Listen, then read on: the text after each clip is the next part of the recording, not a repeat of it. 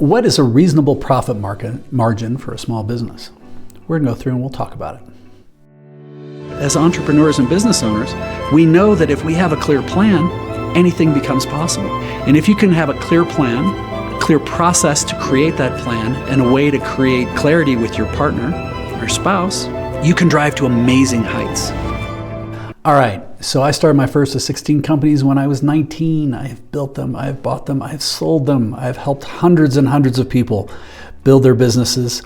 And without any doubt, there is a wide range of gross margin and net margin or profit.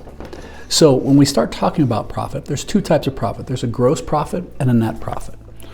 A gross profit is what is the cost, or what is your profit after you sell your product or service. Boom.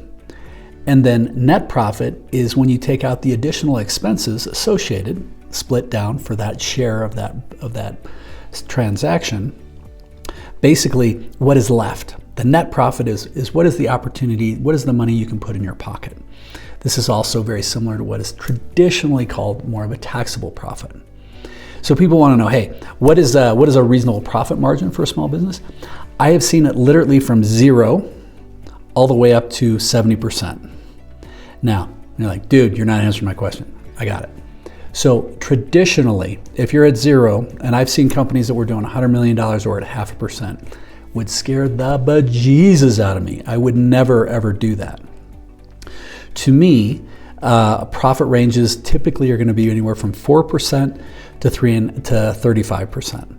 It's really going to depend on what you're doing and what other people are doing, and what the industry is.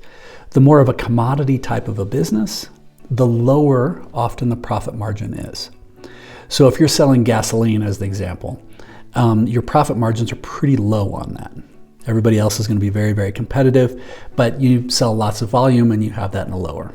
There's ways that you can make more money in how you float and how you pay for the cost and how long do you have before you have to pay for it. But traditionally, I like to say that you need to have at least a minimum of a 4%. Usually a high end is around 35%. Now I've seen it higher, but the negative, if you have a much higher than 35% net margin, meaning net profit going into your pocket, what this does is I guarantee it's going to attract competitors, and people are going to be coming into that market left and right. I've seen this with big private equity groups. When they find out a certain type of construction business is doing a really solid margin of that 30, 40, or 50%, boom, they will put $1 billion in there because they'll be happy if they can get 20, 25%. And they will drive everybody else's business down. So the way that I like to look at it is traditionally, if you can get between that 10 and 12%, I see a lot of businesses run at that. A lot of restaurants will run at that. A lot of small type businesses. It still makes me nervous.